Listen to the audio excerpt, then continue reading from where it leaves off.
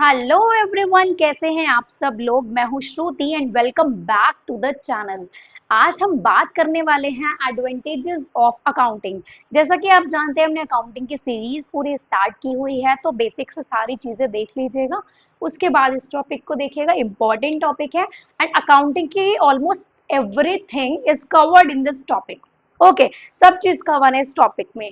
आप एडवांटेजेस सुन लीजिए, ऑब्जेक्टिव समझ लीजिए, फीचर्स, कैरेक्टरिस्टिक्स, एट्रीब्यूट, सब कुछ इंक्लूड है इसके अंदर। ठीक है, बस आपको क्लासिफाई करना आना चाहिए। तो आज हम बात करेंगे एडवांटेजेस ऑफ अकाउंटिंग। वीडियो को स्टार्ट करने से पहले एक बात कहना चाहूंगी कि थोड़ा सा टॉपिक लंबा है, क्योंकि एक्सप्लेन करूंगी एक एक पॉइंट को, तो थोड़ी सी वीडियो लंबी हो सकती है। बिल्कुल भी ये मत सोचना इतनी लंबी वीडियो है, कैसे देखें। इंटरेस्टिंग टॉपिक है और एग्जाम में आता है, इसीलिए एक फुल फ्लेज्ड क्वेश्चन है जो मैं आज आपको कवर करा रही हूँ। 6 मार्क्स में आप लोगों का एक क्वेश्चन आ सकता है। तो देखिएगा, एडवांटेजेस ऑफ अकाउंटिंग। सबसे पहली चीज, financial information about business. Accounting क्यों जरूरी है? एडवांटेजेस मतलब फायदे। अकाउंटिंग के क्या फायदे हैं, यानी कि अकाउंटिंग क्यों की जाती है, क्यों जरूरी है, ये है इसका मीनिंग। क्यों जरूरी है? सबसे पहली चीज, financial information about the business. अब कोई भी बंदा बिजनेस कर रहा है तो उसकी फाइनेंशियल इंफॉर्मेशन के बारे में कैसे पता लगेगा? आप लोग जानते हैं, मैंने आपको बहुत बार बताया है कि अकाउंटिंग में फाइनेंशियल ट्रांजैक्शंस को रिकॉर्ड किया जाता है। ठीक है, तो जब सारी ट्रांजेक्शन्स रिकॉर्डेड होंगी, उसको क्या बोलते हैं? हम अकाउंटिंग बोलते हैं। तो क्या होगा? तभी तो बिजनेस के चीजों के बारे में पता चलेगा ना, भाई बिजनेस कितना प्रॉफिट में है, कितना लॉस में है, बिजनेस में क्या क्या फाइनेंशियल इश्यूज आ रहे हैं, बिजनेस में कितने खर्चे हो रहे हैं, कितना हम सामान खरीद रहे हैं, सब कुछ, एवरीथिंग अबाउट बिजनेस और everything about financial information of business कैसे पता चलेगा? हमें अकाउंटिंग से पता चलेगा। That's why accounting is very very important for any business, company और फर्म। क्लियर है? ओके, समझे। Second point, assistance to management. अब देखिए, हर कंपनी में या हर एक बिजनेस में जो अच्छे लेवल का बिजनेस होगा, उसमें मैनेजर्स होंगे, अच्छा खासा मैनेजमेंट होगा, स्टाफ होगा। अब भाई मैनेजमेंट को कुछ तो हमें अथॉरिटी देनी पड़ेगी ना, कुछ तो हमें उसको पावर देनी पड़ेगी ना कि भाई तुम डिसीजंस ले सकते हो इस चीज के लिए। तो हमने मान लो उनको कुछ अथॉरिटी दे दी, पावर दे दी कि तुम डिसीजन ले सकते हो। अब वो डिसीजन किस बेसिस पे लेंगे अगर अकाउंटिंग ही नहीं होगी तो? बताओ आप किस बेसिस पे लेंगे? फॉर एग्जाम्पल, लास्ट ईयर आपको कोई लॉस रहा है बिजनेस के अंदर, तो वो लास्ट ईयर के लॉस को इस ईयर के लॉस में देखेंगे ना भाई, इस ईयर के लॉस या प्रॉफिट से कंपेयर करेंगे, कितना कहाँ डेविएशन रहा है, क्या रहा है। तभी तो वो आगे के लिए डिसीजन लेंगे ना कि कहाँ पर हमें वर्क करना है। तो वो वाली चीज, इसलिए मैनेजमेंट को हेल्प करती है डिसीजन मेकिंग में। कौन? अकाउंटिंग। ये जो मैंने ब्लू कलर से लिखे हुए हैं ना, ये मैंने अपने आप से लिखे हुए हैं। ये आपकी बुक के पॉइंट्स हैं जो मैं आपको क्लियर करने वाली हूँ इस वीडियो के अंदर। ये भी आप लोग लिख लीजिएगा जब आप नोट्स बनाएं। आपको एकदम रिकॉल हो जाएगा कि भाई अगर मैनेजमेंट को कैसे हेल्प कर रहे हैं, याद ही नहीं आ रहा। क्यों नहीं आ रहा? लिखा हुआ है ना फॉर डिसीजन मेकिंग, तो एकदम से याद आ जाएगा कि अरे हाँ, मैनेजमेंट को डिसीजन मेकिंग में यूज हेल्प करते हैं। क्लियर है? तो ये जो ब्लू कलर से लिखे हुए हैं इनको जरूर जरूर से लिख लेना, एकदम से क्लिक हो जाएगा आपके माइंड में कि भाई ये चीज बताई थी मैम ने। Okay. Third point is replaces memory. अब आप एक चीज समझिए, पहले के टाइम में क्या होता था, इतना ज्यादा ना रिकॉर्डिंग की चीजें नहीं होती थी, इतना ज्यादा टेक्नोलॉजी नहीं थी कि ऑनलाइन या फिर डेटाबेस इतना सब कुछ हम रिकॉर्ड कर सके। तो हर चीज ना दिमाग में, मेमोरी में सेट करनी पड़ती थी कि अच्छा यहाँ इतना पैसा इसको दिया है, इससे इतना पैसा लेना है, इसको इतना सामान दिया था, मतलब नॉर्मली रिटन में थोड़ा बहुत लिख लेते थे। लेकिन जब से अकाउंटिंग का सिस्टम इतना बढ़िया आया है, तो रिप्लेस कर दिया है उसने मेमोरी को। अब आपको हर चीज याद रखने की जरूरत नहीं है। एक बिजनेसमैन को हर चीज याद रखने की जरूरत नहीं है, क्योंकि अब हर चीज उसके पास रिकॉर्डेड है। ठीक है, हर चीज उसके पास रिकॉर्डेड है, तो क्यों जरूरत होगी उसको याद रखने की? क्यों याद रखेगा वो इतनी चीजें? ठीक है, सब कुछ है उसके पास, एज अ प्रूफ भी है आगे के लिए। Okay. Fourth point is facilitates comparative study. इसका क्या मतलब है? कंपैरेटिव स्टडी मतलब कंपैरिजन करना। अब कंपैरिजन कैसे होगा भैया? पिछले साल का उठा लो अपनी अकाउंटिंग का रिकॉर्ड, इस साल का उठा लो अपनी अकाउंटिंग का रिकॉर्ड, दोनों को करो कंपेयर। कहाँ डेविएशन आ रहे हैं, कहाँ पर लॉस हो रहा है, कहाँ पर प्रॉफिट हो रहा है, किस चीज से हमें फायदा हुआ था, कौन से डिसीजन ने हमें हेल्प की थी, ये सब कंपैरिजन जो है कब होगा, वो जब अकाउंटिंग अच्छे से हुई होगी। अगर अकाउंटिंग के रिकॉर्ड्स ही नहीं होंगे तो क्या आप कंपैरिजन कर सकते हो रिकॉर्ड्स उठा के? रिकॉर्ड्स ही नहीं होंगे तो कैसे कंपेयर करोगे 2 इयर्स की स्टडी को? क्लियर हुई बात? तो यही है इस पॉइंट का मतलब कि फैसिलिटेट्स कंपैरेटिव स्टडी। समझे बात को? ओके।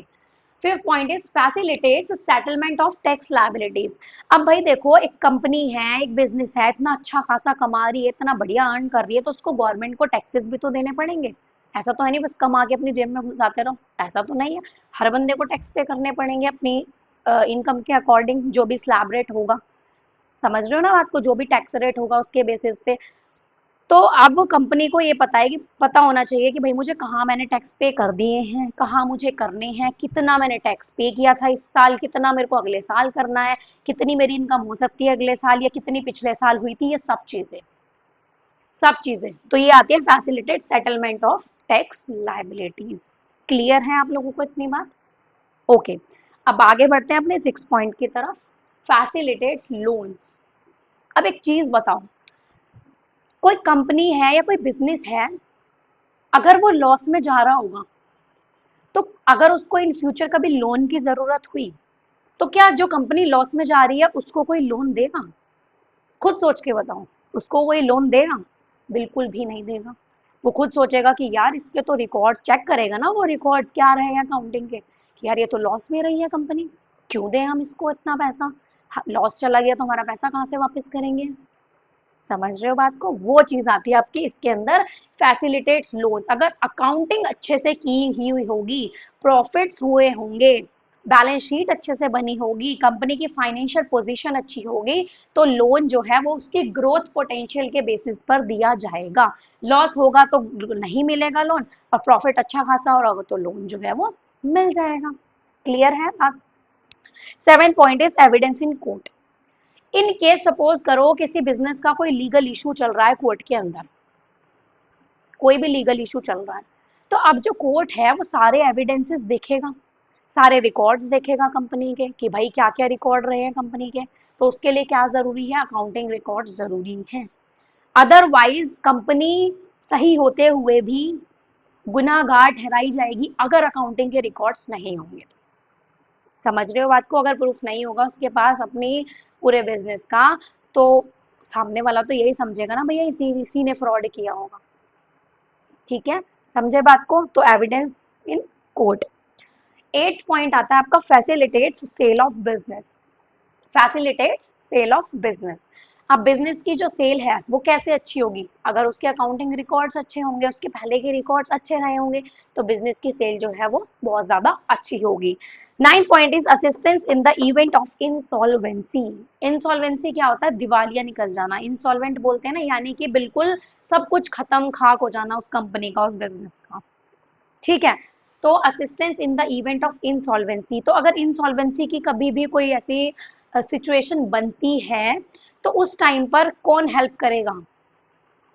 कौन हेल्प करेगा? बाहर वाला कोई अगर बंदा हेल्प कर रहा है तो किस बेसिस पे करेगा? अकाउंटिंग रिकॉर्ड्स देख के। इंसॉल्वेंसी के केस में भी कि भाई इंसॉल्वेंट हो गया है, लेकिन पहले वो रिकॉर्ड चेक करेगा ना कि अगर इसकी अच्छी रही है पोजीशन तो भाई हम इसे कुछ दें, इसकी हेल्प करें। नहीं रही है तो क्यों करें, ये हमें वापस ही नहीं देगा हमारा पैसा। ठीक है, तो इंसॉल्वेंसी के केस में भी असिस्टेंस मिलता है अकाउंटिंग का।